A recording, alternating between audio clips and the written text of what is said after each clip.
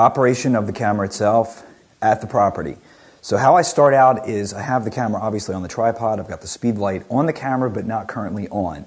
However, I already had set it up so that it is in manual mode at 1:1 power. Generally what I'll do is I will first, before I even put the camera back on the tripod, I will go out into the middle of the room with a digital target and I will custom white balance the camera to some place in the middle of the room. So generally it'll be something like the area of the room that's probably the most important in terms of the frame. So I'm going to have it out here and I'll do a white balance point right here, custom white balance. It might be over here. Every single room's different. In this particular shot, in this particular circumstance, because there's so much daylight spilling in, the tungsten's almost overwhelmed. It's still out there and it's in the corners and I want to overwhelm it after I do the regular bracket with some flash shots, but in this case, it's not as dramatic. There'll be other rooms that I show you that'll be very dramatic. Another thing that's going on in this particular room is dramatic windows coming through here and maybe some light wrap that'll end up being a problem with the frames of the glass sliding windows. And because of the fact that the glare is so bad, I haven't really talked about it, but a circular polarizer is absolutely perfect for working with HDR situations where you've got windows that could potentially clip. In my case, I cannot get this thing threaded on this particular lens. So I have to hold it up on a second bracket, which you'll see. For me personally, this is what I have to do. I don't have a choice. If you can thread a filter on your particular one, circular polarizer for certain circumstances works beautifully. In this particular case, it's not going to present a problem because I've already checked, and the glass that's used for these sliding doors is okay. You'll find that when there's polarized glass that you get really strange artifacts when you put a polarizer in front of. So in this particular case, with this particular room, it's going to work, and I'll take the extra set of frames. A lot of times you can't do that, but I wanted to let you know, tremendous way to get rid of some glare, make the water pop in the background, make the blue skies even bluer. In some circumstances, I'm not using it for what's going on outside, but as you rotate it in front, you'll find that glare and really nasty circumstances inside the room, all of a sudden, areas that were completely clipping, you can see the detail, whether it be a smooth tile surface or a kitchen table. It is absolutely amazing to use circular polarizers in an HDR workflow when you've got these enormous dynamic range situations where you've got the light spilling across shiny objects, or in this case, you've got windows with shiny glass water, etc. So if the camera, getting back to that, first thing I do, my camera is set up so it shoots from fastest shutter speed to slowest shutter speed. And the reason I do that is because, first of all, it looks better when you're looking in Lightroom or different applications because it's consistent. There's not this fractured situation where it's middle exposure and then it goes to fastest and then all the way to the other side. So it has a very, very strange look when you do that. So most cameras have some kind of a custom function where you can go from under over. So you have to find that in your camera if you want to do this particular workflow. For me, on this camera, it's very easy to change the bracketing. I'll show you how easy it is. I start out in aperture priority mode because I'm in aperture priority mode and I touch the bracketing button and I just swivel this and I just went to 9 AEB just like that. And the reason I do that and I'm in aperture priority mode, it's going to meter for the scene currently. So it's kind of guess. And the only reason I want to do that is I want to see. It's telling me 1/2000th of a second. I'm at f8 is going to be that first frame that it's going to take based on the lighting in the scene. I take one shot, I press play, all I'm looking to do is check the highlights. It looks like the highlights are pretty safe, but I like to usually go at least a third, maybe 2/3 of a stop past what it says is safe. Because a lot of times the LCD, it'll look good, the histogram looks good, but the blue channel's getting closer to clipping than you realize. And in most cases, that's what's going to hurt you, is that you think you're okay, but the blue channel's actually clipping. So for me, I just saw 1/2000th of a second on the back of the LCD. I know I'm going to go a little bit faster in this particular scene, so I turn bracketing off because I don't want to take a full 9 AEB. I just turned it off, and now I switch from aperture priority mode to manual mode. I'm turning the bracketing back on, and I'm going to make sure I'm a little bit faster. So I'm going to go up to 1/4000th of a second at f8. So now I'm in manual mode. I know it's not going to change, and I can do 2 sets of brackets. One, and then I'll put the polarizer in front and do the second. And for me personally, I shut the viewfinder at this point, and I have Well, in this case, because I have the polarizer, I got to pay attention to what's going on. I might take that first, simply because I got to look through the viewfinder. But normally I close it to get rid of any light pollution. I've got the continuous mode set for the shooting itself, and I'll go down and I'll look into the camera and I'll cover it and I'll put it where it needs to be. And obviously I've done this earlier, but I probably should just do this for the camera's sake. And I'll move it around. Good Lord, I think I just hit my lens. Hopefully I hit the outside of it, not the lens itself. But that's what I do first. Close the viewfinder. So if I don't do that, and a lot of shoots, I'm not putting a polarizer in front of it. It's this particular scene that needed it, and it was an opportunity for me to talk about it. But in most cases, what I just did doesn't occur because the scene doesn't need it. So I would now be ready to take that first shot, and that would be the sequence that I take. In this case, this scene, 2 sequences could work well in post, and I'll explain that in post. So now I turn bracketing off. I put the camera back into aperture priority mode. I turn the speed light on. It's set to 1:1. I usually set it so that it's straight up in the air first. Take one shot, check on the back, make sure maybe it's a little bit too hot. If it's too hot, a little bit too strong where it's blowing stuff out, I'll turn it down. Generally up into the ceiling, it's not that big of a deal. It just depends.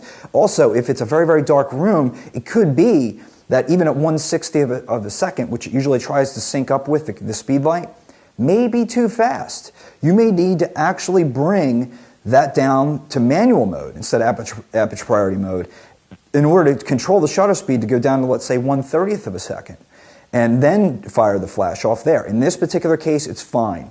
So it looks good, but what I do before I move the flash to face down into the room, I usually use something that reflects, whether it be this big digital target or a smaller digital target, but I will use something to not touch the speed light, because I do not want to touch the speed light. To let it, obviously I have to let it refresh for a second, but this is what I'll do. Take those first extra frames, and I know now, because the only thing I had to touch was just ever so slightly on the speed light's back. The Canon's different. You have to switch switches. You have to flip the switches, and it gets a little bit hairy because you could move the camera more easily. With the Nikon, it's nice because all you have to do is press with both fingers, and it's really almost stabilizing the camera to turn on and off the speed light. So in that case, I took those shots. The speed light's still on. Now I would swivel it down. I would push it straight forward first. Check the power. Might be a little bit too strong. I'll bring the power down. Again, on this particular speed light, Nikon, you just press, and it's just like you're pinching it, so you're actually holding it in place. You're not moving it around. You're not swiveling it like you have to on a 580EX. Unfortunately, I've done that, and I still use Canon, so I have to deal with it. I took it down to 1/4. I'm taking another shot straight forward, just checking how it looks. And then, because it's really hitting the center of the room, then I'll swivel out the wide-angle adapter. I take another shot at the same setting.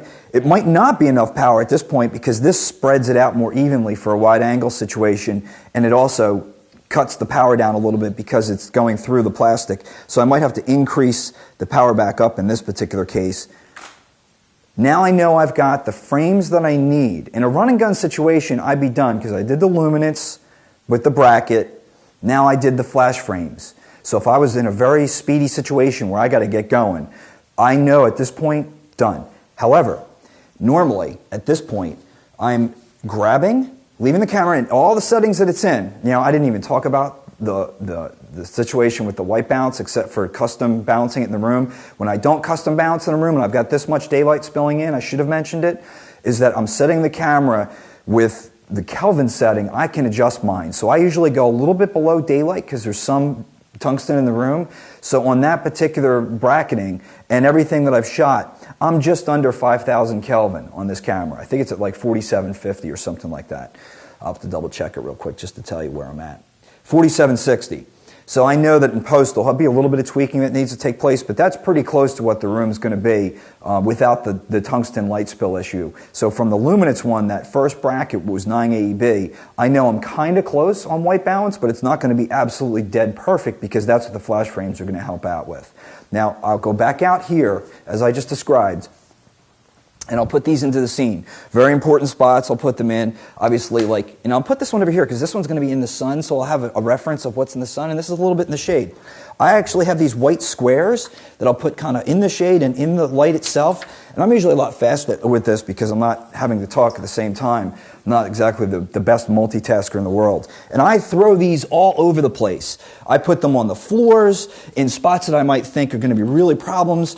And the reason being is that then you always have a frame in the future or a particular spot in the frame that you have a pretty accurate, piece of white or gray. So I'll put these all over the place. If there was a light spill across this particular marble area over here, I would put it there, because they could be quite challenging to try and get, a white balance point. But that's about it. I'm just going to leave that in there. I only had one more.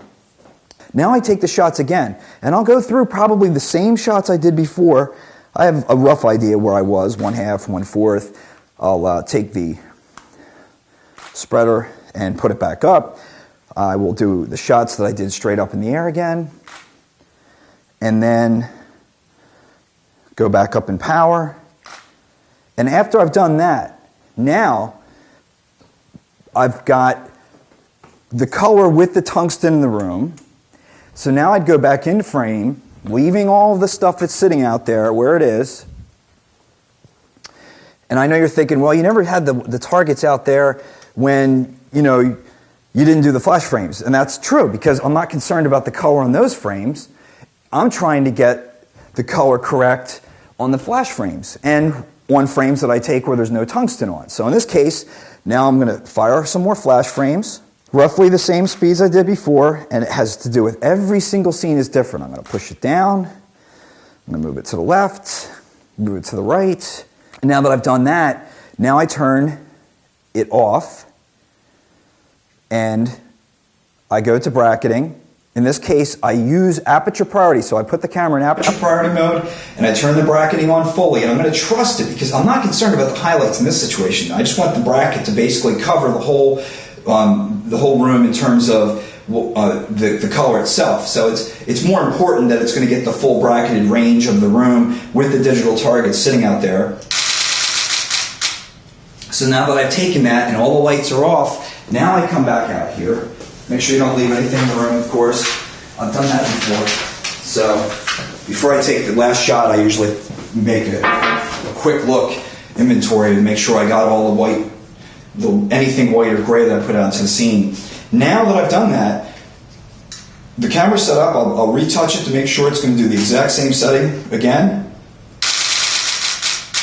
It does. So now I've got the frame with a bracket taken a moment ago with all the digital targets in the scene, and now the bracket without the digital targets in the scene, both of those taken without the tungsten on. So the important take home from that right there is, the takeaway from that particular is, I got the white balance down. Now you might have thought, well, wait a minute, you haven't taken the flash frames. That's true, I'm going to do that right now. So what I do is remember I took the flash frames with the lights off with the digital targets out there. So now I'll turn the bracketing off and the speed light back on, and I'll take the extra shot with the flash. And this is overkill. I just want to let you know, this is like if I want to make absolutely sure that I nail white balance. This, everything I'm showing you now, is what I do. So I'm taking extra frames, daylight's coming in, flash is being fired off. Now the challenge with all of this stuff that I'm doing right now is that light moves. So I'm going to stop there. I think that's probably, I wasn't checking the LCD the whole time, but I'm sure it's pretty close. And then you blend these in post, which I'll show.